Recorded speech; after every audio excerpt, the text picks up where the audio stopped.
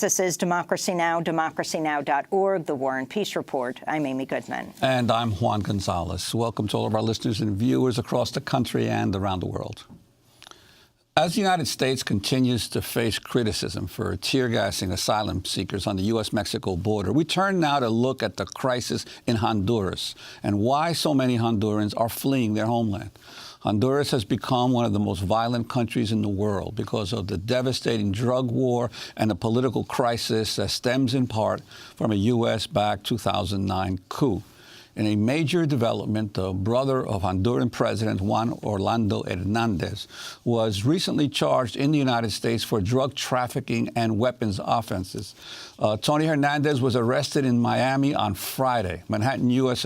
Attorney Jeffrey Berman accused Tony Hernandez of being, quote, involved in all stages of the trafficking through Honduras of multi-ton loads of cocaine that were destined for the U.S.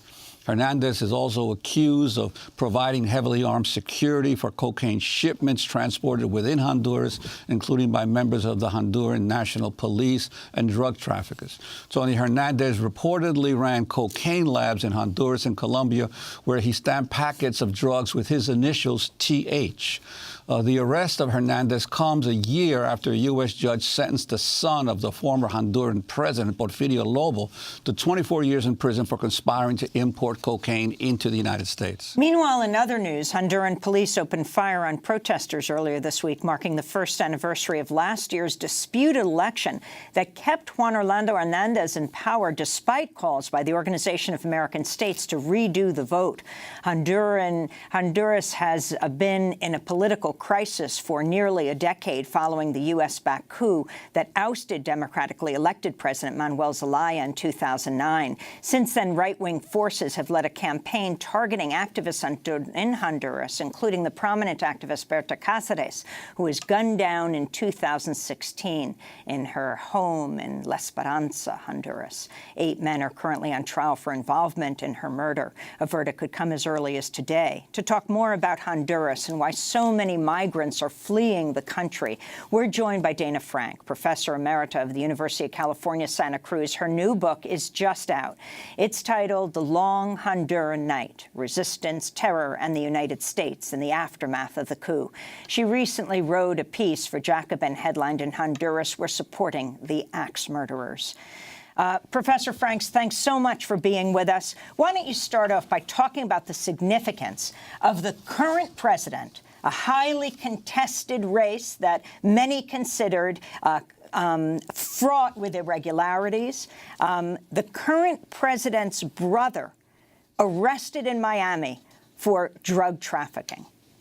Well, we've known for a long time, 2 years now, that Juan Orlando's brother, Tony, was involved in drug trafficking. He was, in fact, named in U.S. federal court 2 years ago. And we know that there are drug traffickers from top to bottom in the Honduran government. So for Hondurans, this is no surprise. What's important is that he actually was arrested and is going to be presumably brought to justice.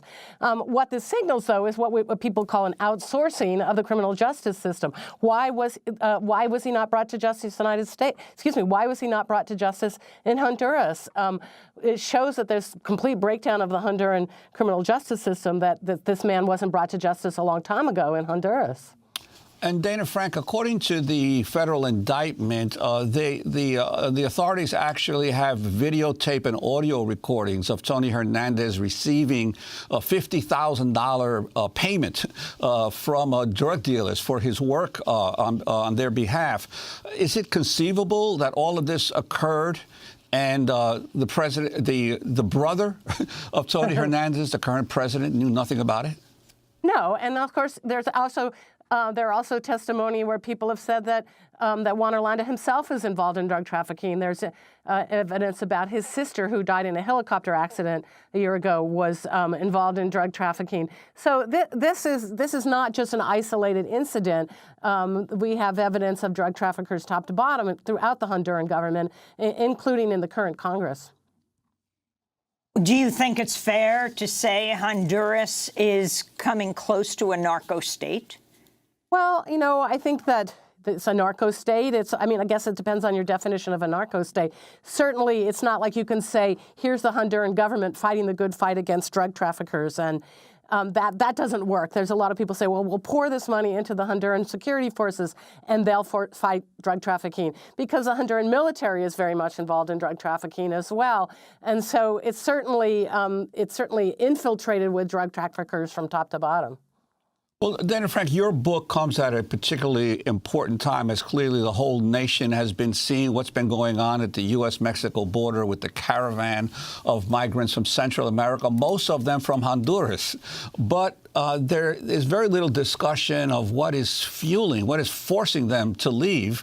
And if you could talk about what has been the night of terror that has descended on Honduras, especially following the 2009 coup against 2009 coup against President Zelaya.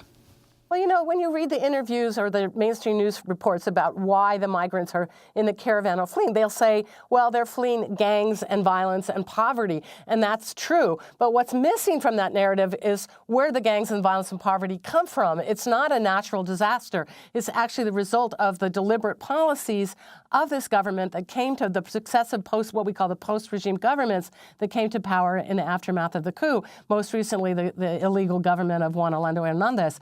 And, so if you look at those causes, where does all the violence and the gang terror come from? It comes from this almost complete destruction of the rule of law. The coup itself was a criminal act, but it's also that it opened the doors for every kind of conceivable criminal activity. In that context, the gangs proliferated, drug trafficking proliferated, they're infiltrated throughout the police and military. So you have this situation in which the government itself is implicated in these gangs and in this military that people are fleeing. So it's not just random violence, it's a U.S.-backed regime that is in cahoots with this. For example, a lot of people are fleeing gangs or small business people, their businesses are being destroyed by gang taxes. The police are very much cooperating with the gangs in extracting those kinds of so-called war taxes that the gang members pay. That the gang members charge. So it's this destruction, it's this lawlessness that then opens the door for this kind of terror that people are fleeing, and the government is very much part of that terror. The second factor here is poverty, because people are very much fleeing poverty, but that poverty, again, is not a natural disaster. It's a direct result of the post-coup policies, because, first of all, the state itself has been destroyed both by neoliberal policies of multilateral development banks like the International Monetary Fund. State services have been destroyed because the elites that run the government are just robbing it blind. For example, the president and his party stole as many as $90 million from the National Health Service in 2013 to pay for their campaigns. And so then there's no National Health Service that functions. And but also the sectors that of the economy that are supposed to be the growth sectors are in fact the ones that are destroying the livelihoods. So, for example, palm oil production is being imposed at the point of a gun, that kills campesinos who are trying to defend other forms of agriculture. Extractive mining projects and hydroelectric dams are what are forcing indigenous peoples off their land, and that's why Alberto Cáceres, the famous leader, was killed in 2016. So these things that are the tourism is forcing the Afro-Indigenous Garifuna people off their land at the point of a gun. The only other functional sectors are agriculture and the maquiladora sector, which is apparel and electronics factories for the export market. And those are very, very destructive of people's bodies under really repressive working conditions. So when we hear about economic development in Honduras, it's actually accelerating more of this destruction along with the gang activity that is destroying small businesses, because it's not viable to have a small business. I know a lot of small business people I know of people that have been killed if they didn't pay the taxes or they reported it to the police. So there are no other options here. And the other piece of this is those who are trying to have an alternative economic future for Honduras through Libre, the opposition party, through social movements at the base. These are the people that are getting tear gassed, just like at the U.S. border. These are the people that are getting assassinated. The journalists that report on this alternative vision and the people who would like some kind of democratic alternative, these people are being repressed. So that's the other piece of this if you're trying to actually achieve some alternative economic model. I wanted to ask you about the repression in the countryside, because I thought that was some of the most graphic material that you had in your book about especially the escalation of the repression, not immediately after the coup in 2009, but in 2011, after Manuel Zelaya comes back as a result of a brokered agreement between Venezuela, the leaders of Venezuela and Colombia, other Latin American countries, for him to come back to the country, that actually in places like the Aguan Valley, the campesinos were subjected to even greater mass repression. Well, some of that is because the campesinos who had these collectives that had been in place for a long time and were being forced off their land started reoccupying land that they'd been forced off of by these neoliberal policies, and particularly members of the elite, especially Miguel Facuse and his D9 Corporation.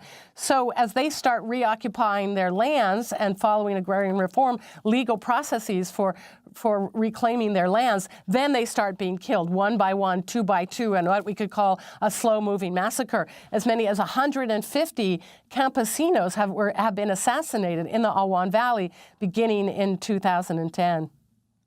We're going to break, then come back to this discussion. Dana Frank, Professor Emerita, University of California, Santa Cruz, her new book, The Long Honduran Night, Resistance, Terror, and the United States and the Aftermath of the Coup. This is Democracy Now!, back in a minute.